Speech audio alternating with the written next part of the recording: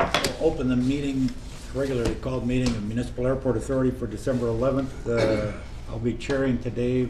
Dr. Johnson is not available, and neither is Tammy today, so we are it. Start off with the regular meeting minutes, approval of those. Any changes or additions? I do have one correction, Joan.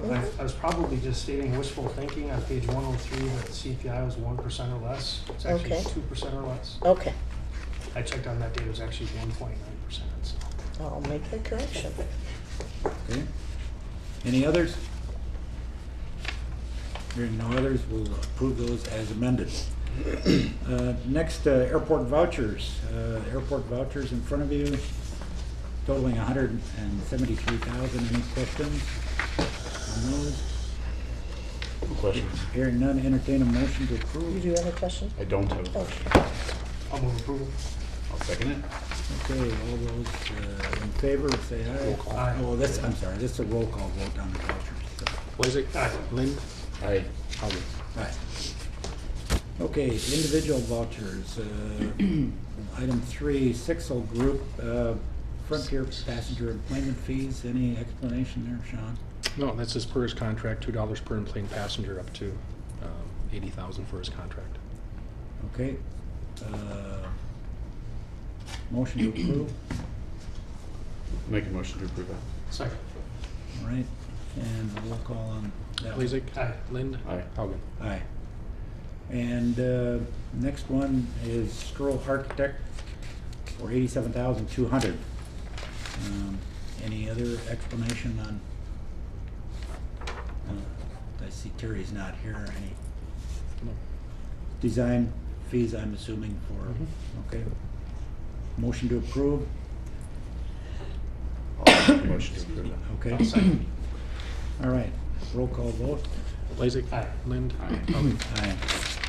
Number 4, communication from Convention Visitors Bureau regarding our information center.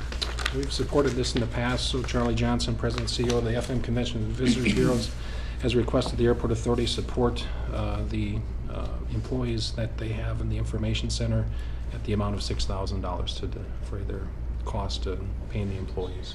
We've done this in the past. When they're here, it's a great group of people that take a lot of calls away from us here and answer a lot of questions from the passengers coming through the terminal.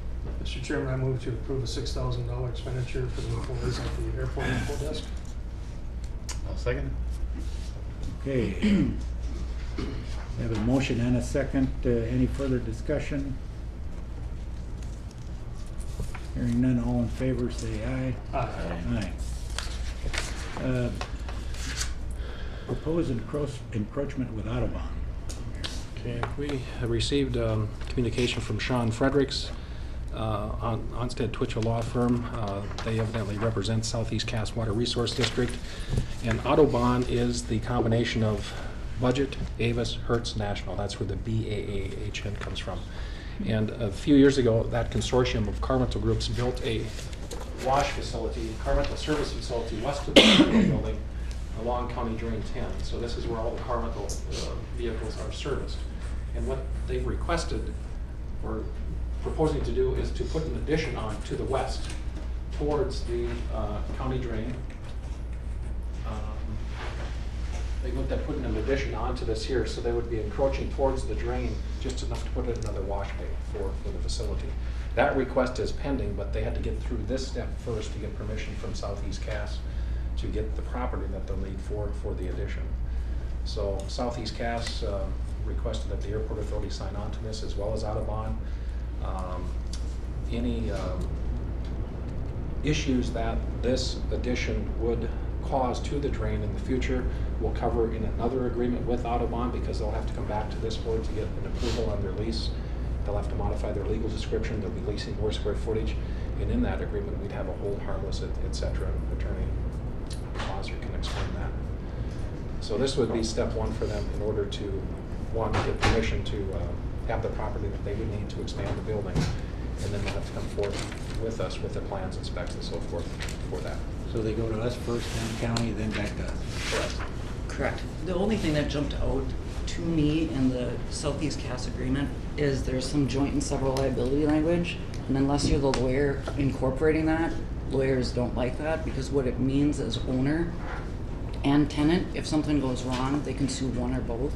Now, the one thing that we have in our favor, and we'll reinforce it with the new lease agreements, is we do have the full harmless language, so we'd be covered anyway. Do you know what size parcel is it we're talking about? I do not. I don't know that it was explained in here that I saw. I think it describes Exhibit A, but Exhibit A is detached. Yeah. I would guess it's gonna be 20 feet to the west, whatever it will take for another stall for a car wash. Yeah. The question that I have is Audubon is kind of a shell amongst all of these individual car rental companies. And for the indemnity, the whole harmless agreement, is there another layer that we can go down in case Audubon would declare bankruptcy and leave us holding the bag on that building? Should there be a problem? I guess I don't know what the relationship is with each of those rental companies. We're not party to their agreement. Yeah, I'll have to look into that. It'd be nice to get one more layer of protection if there were to be a problem. Is it very likely that county is going to grant that? I believe so. Yeah, I mean, it's not a large structure or something, it's just. No, and it's easy to tear down. It's just a mud building, not a concrete. So. And Sean, I'm assuming you support this. Yes. Mr. Chairman, I'll move approval. I'll second it. All right, motion has been made and seconded. Any further discussion? Call for a vote. All those in favor, say aye. Aye. Aye. All right, next. We received a notice from US DOT regarding extension of this small. Number six. Number 6. Oh, no. All right. Received request from the Aviation Council for the Upper Midwest Symposium. That'll be held in Bismarck this year. This is a standard request from the council. When the symposium is held in the host community, we've given $5,000. When it's been in other communities across the state, we've supported at the $1,500 level. I guess I would recommend that we would do the ground control sponsor at $2,000 to sponsor the Upper Midwest AV Symposium, which will be in Bismarck. It's in early March. I don't know if the dates are on here. This is a, March 3rd through 5th in Bismarck. it's an annual event. We've always been a sponsor. I'll move approval. Okay. I'll second it. That's fine. Motion is made and a second. Any further discussion? Just I encourage committee members to attend. I've been there several times. It's worthwhile to attend. I don't know if you've had a chance to be there or not, but it's a very good symposium. Yes, it is. And especially this year, we have with the legislature in session, and there's a $50 million grant available of money. It's good to go there and hear what other airports are doing and other individual cities. So let's really continue to sponsor that and look at sending authority members if we can. Okay. Either the day before. Call for a vote on that. All those in favor, say aye. Aye. Aye. All right. DOT. Small airstrip. I think I put a copy of it in your packet. Is that the grant that we received here about 3 years ago? The DOT has allowed the extension of that Small Community Air Service Development Grant. The primary use of that grant is to secure service to Seattle. We're still engaged with Alaska Airlines, and time will tell. So the DOT extended that grant out for an additional year. And our partners in that are the Greater Fargo-Moorhead Economic Development Corporation and the Fargo-Moorhead Convention and Visitors Bureau. Okay. So it's just an information only. All right. I've got a question. I'll ask Eric this because of your airline connection. What's the latest that you're hearing from Compass on pilot shortage? It is well in effect with them, so they're turning service down as well. So they would like to expand and they can't. don't have enough first officers. It's not a matter of captains, it's a matter of first officers. Okay, thank you. Authorize attendance at the Jumpstart Air Service Conference in Nashville. It's in June.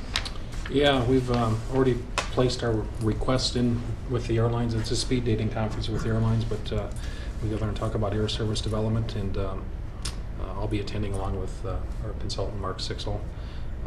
It's been pretty successful. You stay engaged at the table with all the network planning folks, and it's worked out well in the past, and hopefully will this year. Okay. And I don't know if anyone else plans to attend that in June. You're welcome to, if you'd like to. And then authorize attendance at the AAA&E annual conference in Boston in June. I've attended 2 of those. I don't know that I'm going to go this year. They are very good conferences. You meet a lot of interesting vendors, as well as sometimes some of the conference speakers, whether it's FAA or air traffic control, you get some good information and update stuff and background. So I think someone from the board ought to go, but it might be too early to lay on who's available. Okay. Okay, next. We'll take a motion to authorize those two. Oh, that's right. Mr. Chairman, I move approval on items 8 and 9. I'll second motions 8 and 9. All those in favor say aye. Aye. Next, I see Terry's still moving around here. Are you ready, Terry? Not yet. Not yet. Okay, Come back to it. why don't we continue on with, we'll wait till Terry's ready with 10 and go to airport construction security update. I have nothing to report, to be honest with you. Yeah, I do know that the FAA is reviewing the applications for what we call the second round of the Trump money, the $1 billion that's going out to the airports. So our $12.5 million grant request is being reviewed. Senator Hoeven did put in a letter of support, spoke to the DOT secretary in favor of the grant. So this is to expand the cargo apron for the UPS operations. So I think our chances are pretty good. I hope that we hear before the end of the month. Right now, the FAA is funded, at least the airport's district office portion of it is funded through February 8th, and then they lose their funding. Of course, we all know the story with the TSA and so forth. But Is the tower fully I mean, are they getting paychecks right now until February? Is that I correct? don't believe their traffic is. Yeah. They're not getting? I don't believe so. Okay. I don't believe so. But beyond that, no, I think our grant hopefully will do good. Strata has ordered all of the equipment for the access road lighting rehabilitation, I guess, if we will, for Dakota Drive. So Waiting on shipment of materials with pictures and everything, and then I'll start that. So. One more comment on the supplemental funding. I was in Bismarck last week, and initially the FAA told us that they were supposed to make decisions this December. Now what they told me last week is that it'll be pushed back to sometime in February. So hopefully it's sooner than that, but it's just a big waiting game. So. And Jeff attended the hearing on the Prairie Dog Fund. This is the $50 million. They allowed 3 airports to speak. So Matt Rimsey from the Bismarck Airport, who's also president of the Airport Association. Katie Anderson, who's the former mayor from Jamestown, current Jamestown Airport Administrator, Ryan Reisinger from the Grand Forks Airport. They spoke. I know Mayor Mahoney spoke in favor of it, mentioned the airport. We appreciate that. And hopefully the bill will pass. Those are funds that are significantly useful for airports. So. And I think that this Prairie Dog Fund is especially important to airports across the state, but particularly cargo, because we have this project for investigating the runway 36 approach, and preliminary indications from the FAA has been that they're not going to fund it, and it's a $5-ish million project, so if they're not going to fund it, obviously we have to turn to alternative sources, and this would be a perfect example where we could go to the state, see if we can get some money for it, and it's a project that really helps the state as a whole because of UPS and FedEx coming here in the front. So. construction. The only thing with security is that there's been lots of inquiries from the media about the TSA lines here.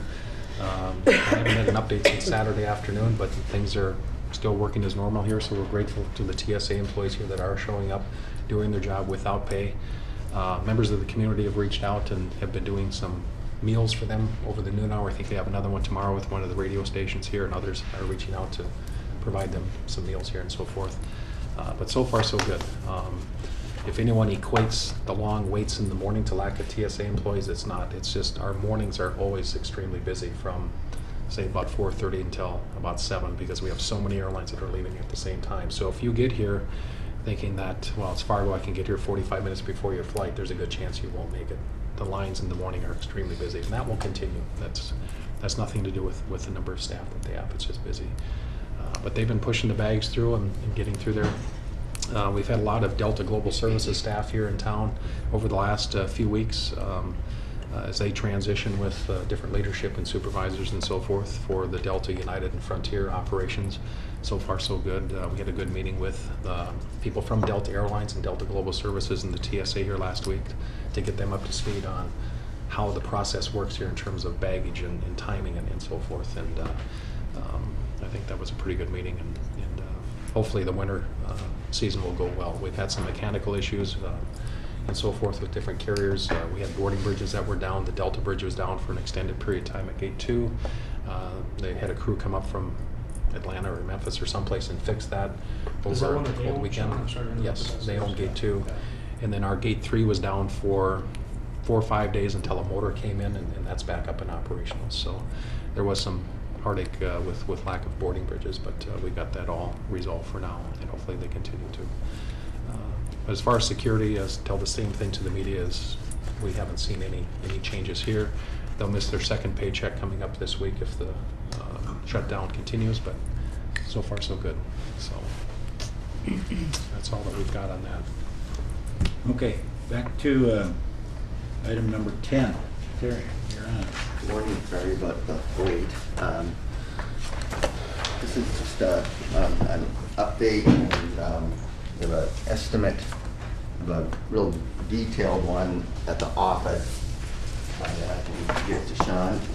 We've actually sent it to the FAA already.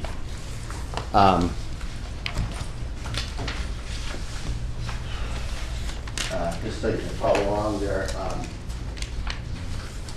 So really the biggest change that you'll see in this presentation, and I just want to then review some things, is how we were actually going to terminate into the actual airport itself, and that's actually gotten much simpler than we thought it could be. And so, for all intents and purposes, we are going to be kind of cantilevering the truss, and it's going to be just kind of coming up to the building and getting ever so close to the glass, and then we'll be sealing that up. So we actually won't physically, it's not supported on that structure. So we at one point had kind of a interesting kind of a connection point, trying to figure out how are we going to get onto that roof and use it, and we actually found out that we didn't have to, and so it kind of simplified it quite a bit. So we used to have kind of a structure that came up and down and was a little bit more, I guess, dramatic. This is just a lot more functional and less expensive to do. And so that's the big change from a design perspective. The other thing that I'll show you, and you can see that we have a major 8-inch water line. And back in the day when they built these things, today we do a lot of post-construction documentation, so to speak. During the construction of a facility, we're changing our drawings to reflect how they actually built it. Back in the day, they didn't do a lot of that, and but we're pretty certain, because we know that there's some evidence in the sidewalk and stuff, that we have this big 8-inch water main that comes into the facility. And basically what we're doing on these buildings and pads is we're just taking the buildings themselves and creating one big concrete pad that everything sits on. So not kind of individual footings like you have on a typical house or building. And that has to do with the structure of the skyway. So in here, we were going to these columns, these new columns, square columns here, we were going to do the same thing. And now we realize we got this 8-inch water line. So I think what we're gonna be doing there is it's gonna be actually a lot more conducive to construction in that area. And we're gonna use helical piers. And they've been doing helical piers in town quite a bit lately. Dublin's had to do that on their higher buildings downtown. I think they might even be doing those on the real big one on Block 9, and they might be doing caissons. But we just did a project, and what a helical pier is basically a kind of a really big screw on the end of a pipe. And they screw them into the ground, and then they have about 15-foot long pieces of pipe. They screw them, and they weld another piece of pipe on, and they screw them down, and they weld a piece of pipe on, and they screw them down to basically a glacial till. And in this case around here, it's going to be about somewhere between 80 and 100 feet. And then you just, depending on the load you have, you put those in the ground, and then you pour a concrete pad over that, and then you set your building on that. And so it's going to be actually a lot less disturbing to this area, and we won't have to dig down, 6 feet and all that kind of stuff. So, so from a structural perspective, that's been probably the biggest challenge we've been working through lately. That then gives us a really good secure footing for the whole cantilevering that piece on to the glass of the terminal. And then, basically what we'll be doing is we'll be taking this section of our canopy out and then kind of replacing it back when we go back in. So the design itself, in terms of the number of columns and all those things, really hasn't changed. The inside is pretty much the same. We have a couple of versions of lighting that we're going to be using. Again, all the lights in this will be an LED light. Very, very little maintenance with those. The inside hasn't changed except for these now. And you can see this column in here. There's a 2-foot diameter column that we needed to do to, again, trying to, using the existing structure, so those staircases come up, they have a platform, and they come up again into a big stair.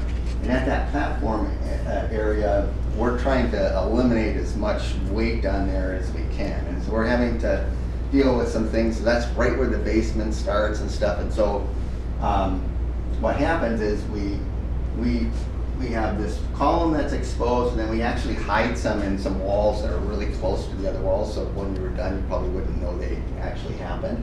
Then again, we're kind of cantilevering that, and that's going to be just kind of touching our staircase or our floor that gets us to the second floor. So we kind of knew we were going to probably need this column, just had in the previous renderings we had showed it. So it'd be made out of the same material. Basically, we used a stucco material on the columns that are, in the baggage claim area. So it's round, just like those are. It's small enough to get around. It doesn't really impede traffic. So that's kind of the other big element that we're working with. And that's right in the center of the staircase? I'm sorry? That's right in that gap of the staircase there. Correct. Yep, exactly. Yep. And so there's plenty of room to get around it, so we don't feel that that's going to have any issue with how that whole area performs. It's far enough from the center doors. It's actually right in the middle of the center door, so it's not like you walk in and walk into it. You walk around it. Basically, you could walk straight in the front doors when it's done and just go right past it, through the entryway, into here, or you go, either way to the stairs or ticketing or baggage or whatever. Again, in the middle. I'm going to have Jeff help us with this. These are the next 3 slides are options on how to basically, we're staging this project based on the fact that we would start on the south side. We would build the vertical buildings first, and then always having areas to be able to get back and forth in the drive, in the parking lot. So we're always going to have opportunity for us to, for passengers to go from the east side to the west side within the parking lot. So we're not going to, cut that off at any time. And then we're going to be doing some temporary stuff to get into, to get out of the building at a couple of points. Everything's going to be reasonably short duration when we're doing this. So the next 3 slides are kind of 3 configurations of this alternate road out front of the airport. And I'll let Jeff explain it and I'll run the slide. All right, sounds good. So if all of you can imagine that, there's going to come a time when we're going to have to construct the walkway over top of the Dakota Drive right in front of the terminal building here. So what me and Hunt is working on is some options to handle the traffic and pedestrians during that time. So on this first slide is an area that shows a bypass, constructing a new asphalt bypass, right, essentially where all the flags and flower beds exist today, and diverting that traffic onto that road while construction happens right up in here. The pink areas would be drop-off and loading zones during that particular time. So the issue is, with this option is, one is, when this is being used as a road, we have to construct this bypass lane. So we're injecting all this construction activity, amongst the live road, and we have to get that done safely. So that, that's step 1. 2 is, normally we'll have, a drop off and loading zone for the full length of the terminal building. Well, now we're taking that and shifting it to the ends of the building and effectively making it smaller. So an issue here is on the east side is, we have a drop-off zone. So all the traffic coming into the terminal building is kind of confined into that area. And now we have construction activity in that area. And then we have to make sure people are not confused and can safely traverse this bypass. So one of the things that we would do here is to make sure that this phase would be done in the summertime. And then limit this construction right here to a duration of 3 to 4 months. Certainly don't want to tackle that in the middle of the winter. So. Questions on that at all? If you could hit the next slide here, Terry. Here would be another option. Basically, it's the same type of concept, but we would just divert the traffic to the north side of the short-term parking lot and create a staging area there. And what that would do is get all the traffic away from the construction zone and just move them into the short-term parking lot. Advantages would be, you're getting people away from the construction zone, so you're making a safer work site. Disadvantages would be, of course, you're blocking off short-term parking, which is in turn revenue for the airport. But if we can limit it to the summertime and say 3 or 4 months of time,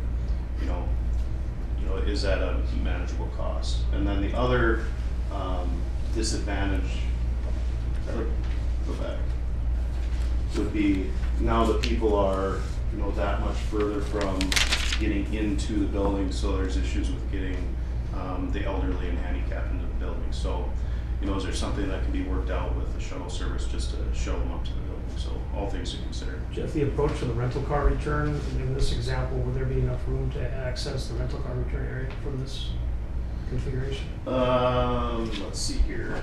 We could look at something to do,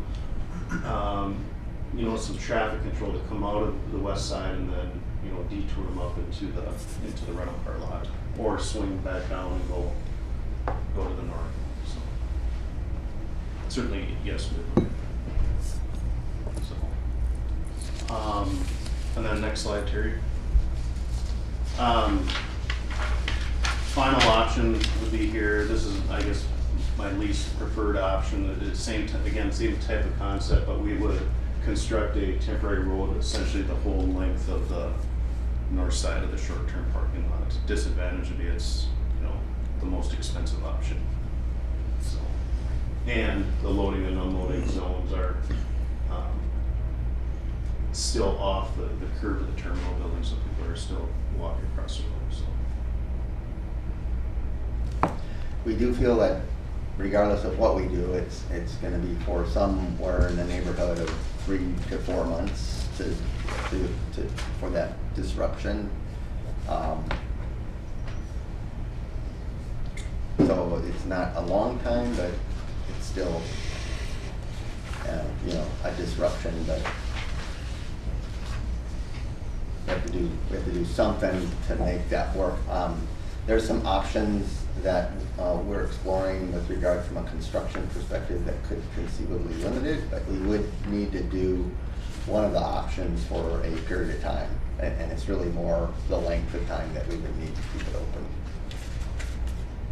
Could go down to 2 months depending on some construction techniques, if we can make that work.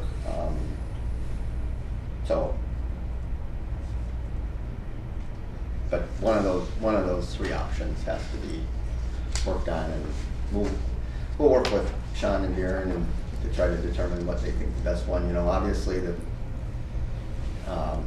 they all have advantages and disadvantages to them. So.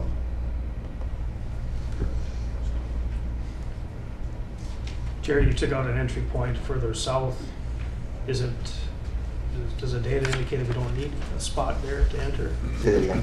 We had looked at one right here. Right, yeah, so we've designed everything to accommodate going out that far. Because that was kind of the idea, was so we have the building and mechanical system and everything ready to add one, but we decided not to do an alternate for that one at this stage. We certainly can. I mean, it's not too terribly difficult to do it. Everything's designed to accommodate it when we want to do it. And at the time we done it with how, you know, that last part of those lots would go, that was almost more about if we were going to start adding parking across the road, you know. So we decided to do the 3.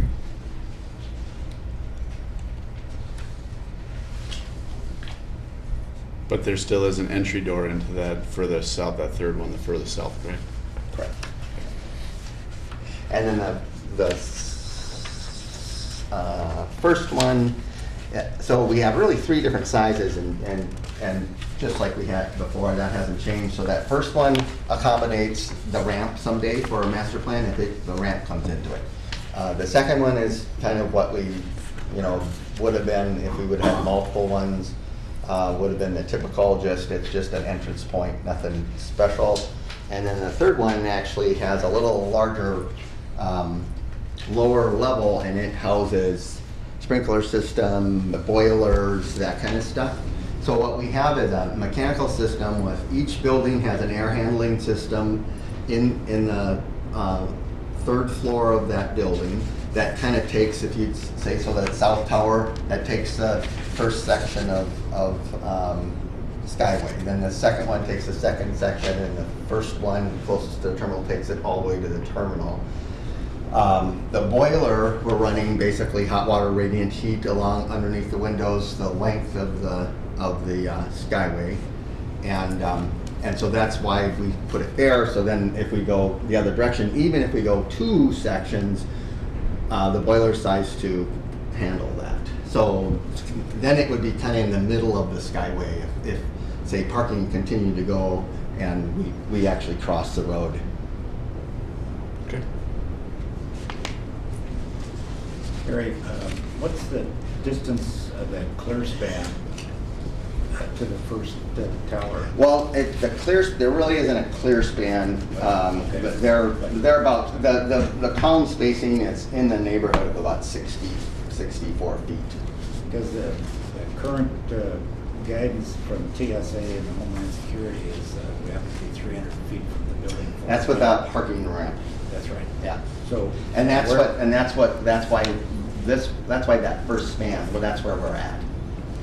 That's why that one. That first building is That one, 300 that feet first from- one was closer. We had the first one down here, when we first started, and then we got it away, and then positioned it so, again, the ramp can be closer to the building, but you have to do things to the ramp that would be just astronomical in terms of dollars. So, basically where the ramp ends up going in the master plan is right here, and that's right where our first one is, and then it's got that extra hallway, so we basically just pop out, we frame in a hole, we just pop that out for the door, and it goes into the ramp at some point.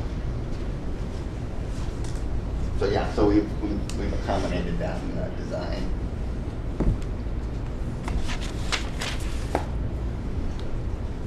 So do we need to choose which route the temporary road goes? Is that, do we need to do We'll that? probably work with Sean and Darren about that in terms of, how what impacts.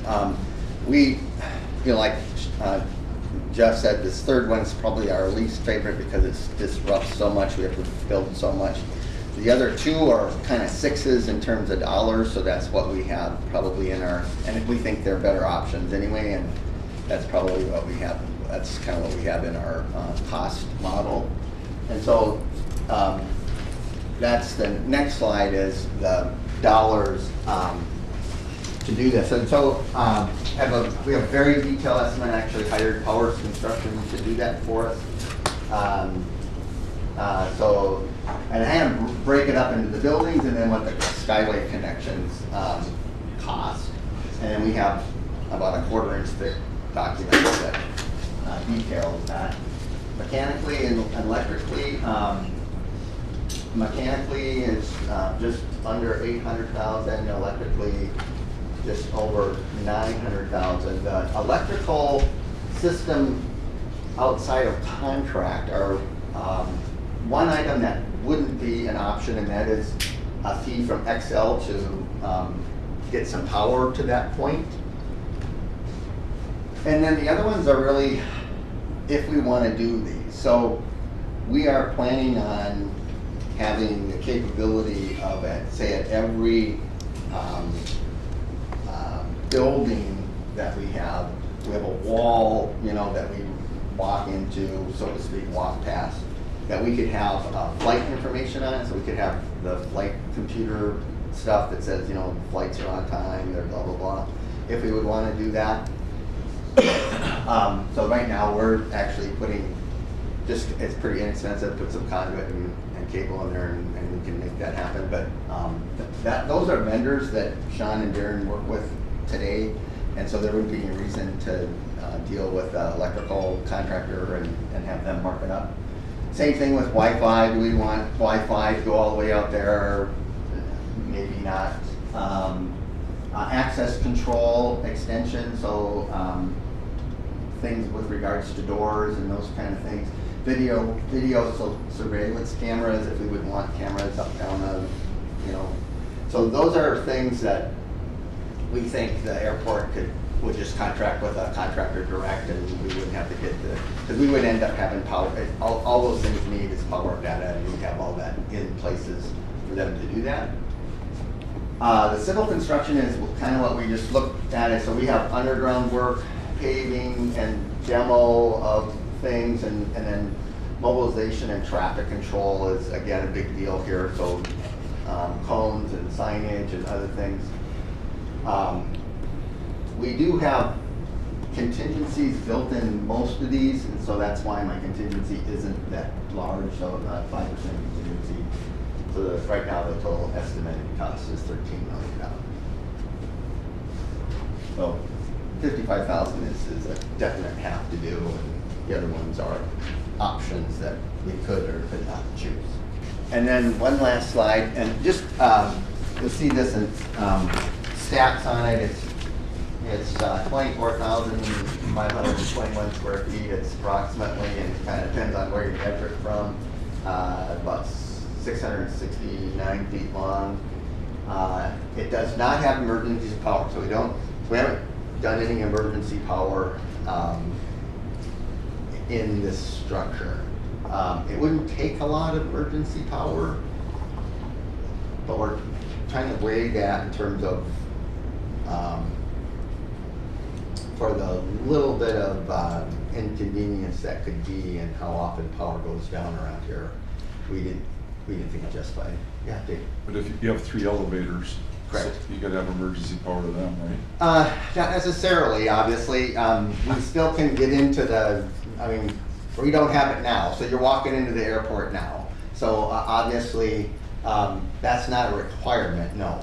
So, because we do have an option to walk on grade, so, for that time. But it actually, we could do a generator, might even want to do that as an alternate. We'd do a standalone one probably because it wouldn't be very big. But like the elevator now, if someone gets stuck in there, you have the ability. No, yeah, but the elevators don't, so it's not like the movies. The elevator, if power goes out, the elevator automatically goes down and opens the door and just stays there. Okay. That's how they work, so. All the lights LED, automatic doors when you walk in, it's climate controlled year round, which I know we can do that type of stuff we put in there. Some operating costs, looking at it from the standpoint of heating and cooling, again, this is an estimate of about 105. Heating, cooling, and lights, the lighting is actually really inconsequential. The elevator maintenance is about $150 a month per elevator. So about $5,400 a year of maintenance and cleaning. Again, we're guessing at that at about $30,000.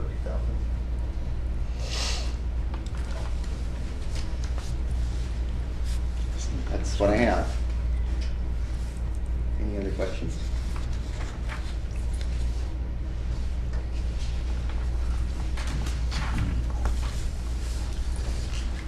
Well, How long do you think it's gonna take to build it?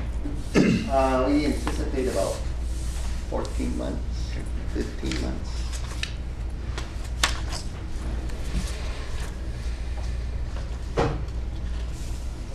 You answered my questions. any other questions?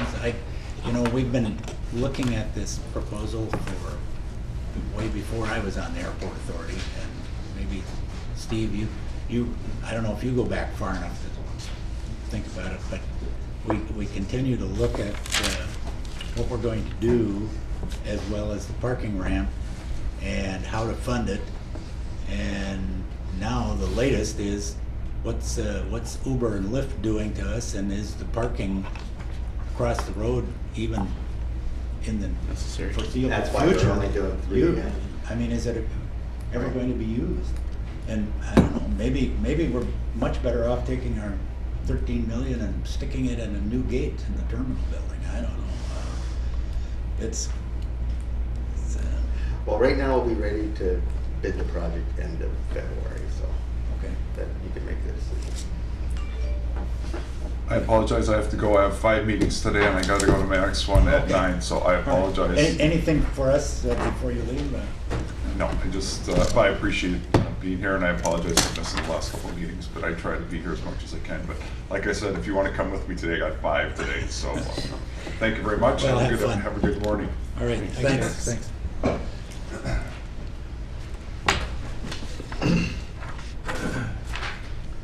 Well, Steve, you got anything from your history, Just digesting it, actually.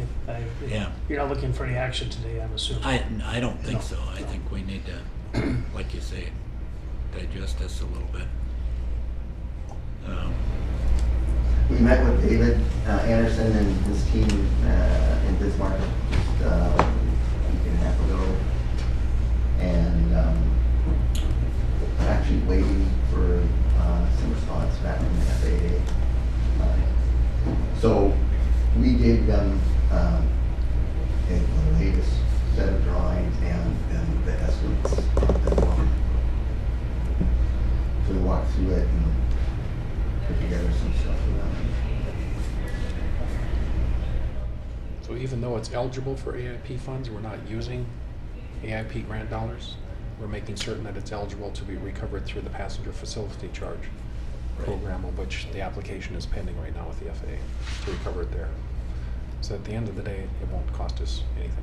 The passengers will pay for it through the PFC. Potentially. I think it will, yeah. Okay. It's pretty solid. Okay. They're reviewing it right now for eligibility items, you know. here We and knew it there. would meet all the criteria before we started thinking about Correct. it, so. Okay. I think there's things that we can do to get the security system included, probably the FID system, that's part of the passenger experience, so there's some other items that we can probably add in there to recover as well. Well, right now, we're sitting pretty good with facility use, passenger facility use charge, with money that we have available for this. Right. This can be used for, well, I mean, we can pay this off with that funding over maybe 3 to 4 years. Is that about right? Yeah, we collected Is just that under a 2 little- million in PFC dollars in 2018, just under 2 million, like 1.9 million in PFC dollars, so it'll take a while to recover it, but Okay. it will be recovered. Because I'm just trying to think of a timeline between if we go forward with this project to get it paid off, and then we get another airline, or the pilot shortage becomes less severe, and we get more airlines and need another gate. What would this project, how would this impact future additions to the terminal bill? Would we be sitting here waiting for additional money for quite a while, or? Unless we bond for it. We can always borrow or bond, either way. So we have lots of options in the future to do that. Yeah. Okay. You know, so much depends upon the Trump grant, the Prairie Dog program. If those come to light, we get access to those funds. That really help out with paying for the cargo ramp expansion, the terminal expansion to the east, those types of things, additional gates. But I think it's just a matter of prioritizing our expenses over the next 10 years and coming up with funding sources, whether it be bonding, direct borrowing, municipal leasing, Yeah. all those types of things that are available to us. The nice thing is we're debt-free right now. We're not servicing any debt, Right. which is huge. So thank you for your foresight on that, Sean.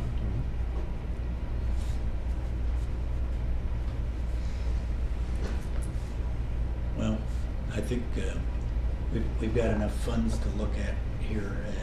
I mean, the figures that you've given us, and designed to look at whether next month we should have a agenda item and Mr. Chairman, do you think we have the opportunity to call a special meeting with our committee to just discuss this and future, you know, capital expenditures? Just kind of a roundtable discussion, rather than a formal meeting like this. Of course, be open to the public and everything, but we could really have some dialogue that way. yes, I think that'd be real good for just to have a single item and where we're going. I would welcome that. Okay. I'd like to see the bids first. All right, why don't we pick a date that's agreeable to everybody. We have 2 board members not here. And then have Terry, yourself, and Aiden, you can go over this one more time, taking in the big picture of the airport, where we need to be in the future, and maybe even some latest data on you know, the impacts of Uber and Fargo and Lyft are really starting to be felt with companies that are not paying parking anymore, but are telling their employees, take Uber and get dropped off, because it's a lot cheaper for us. And I know that there are several companies that have now said that to their employees. So we need to build something for the future, not what used to be a good Yeah, I don't think idea. we're gonna be building parking lots anymore. No, well, that's the thing. Dynamics are changing. Let's do that. Let's set up sometime within, I don't know, 2 or 3 weeks, whatever it takes to get everybody coordinated. Yes, I think at this point, the feedback we're getting is members would only be available for the second meeting in February. So we'll maybe split the difference. Sometime around then, just a planning meeting. Yeah, there weren't going to be enough people available for our first meeting in February, so we'll maybe, Joan will send out a notice and figure out when to get all 5 members here. All right, sounds good. Nice work, Terry, to you and your Yeah. staff. All right. Number 12. Resolution of congratulations to the North Dakota Air National Guard on receiving their 20th Air Force Outstanding Unit Award. I don't know if we need a motion for that. So Just, moved. okay. Yeah, that's outstanding. It's great. Yeah, I believe that there is no other Air Force, Air Guard, or Air Force Reserve unit that has that many. And if you know what they're doing, you'll know why. You'll know why it's pretty neat. Okay, election. Second. All those in favor? We have to do a. Okay, all those in favor say aye. Aye. Aye. Nobody said no, that's good. Okay, election of officers, chairman for next year as per the bylaws. Any nominations? Open the floor. Mr. Chairman, I nominate General Michael Hogan. I second it. Okay, That was easy. well, we haven't voted yet. So. That'll be 2 to 1. Okay, we have a nomination and a second. All those in favor say aye. Aye. And opposed? And vice chair, open that. Mr. Chairman, I nominate Tammy Lett as vice chair. That's what I was gonna say as well, so I'll second that. Okay, nomination been made for vice chair. All those in favor say aye. Aye. And opposed? Okay, adopt a resolution for our current chair, Virginia Johnson. Dr. Johnson could not be here today, but I would hope we could give her a rousing send-off from her job, although she's not leaving the board. So, take a motion for a resolution. I'll make a motion to, for that. Okay. I'll second. All right, all those in favor say aye. Aye.